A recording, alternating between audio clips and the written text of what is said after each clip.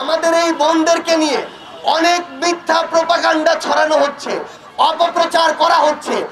সবচেয়ে বড় কথা হচ্ছে আমাদের এই বোনেরা, এই বাংলাদেশের অর্ধেক নারী, কখনো এমন নয় যে যখন প্রয়োজন আমি ব্যবহার করব, আর যখন মনে করব তখন তাদেরকে নিয়ে অপপ্রচার চালাবো।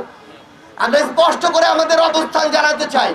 আমরা আমাদের বোনেদের এই অভ্যুত্থানে হাসিনার বিরোধী লড়াই যেমন সামনের সারিতে পেয়েছি, আমরা আমাদের বোনেদেরকে আগামীর রাজনীতিতে পলিসি মেকিং এও সামনের সারিতে চাই। আমাদের বোনেরা আর এই বাংলাদেশের সংসদে কখনো শুধুমাত্র রিপ্রেজেন্টেশন হবে না, তারা তাদের যোগ্যতায় পার্টিসিপেশন করে এসেই সংসদে নারীদের প্রতিনিধিত্ব করবে। আমরা স্পষ্ট করে আমাদের পার্টির পক্ষ থেকে বলতে চাই, আইন শৃঙ্খলা রক্ষাকারী বাহিনীকে, সংশ্লিষ্ট মন্ত্রণালয়গুলোকে এবং এই অন্তর্বর্তীকালীন সরকারকে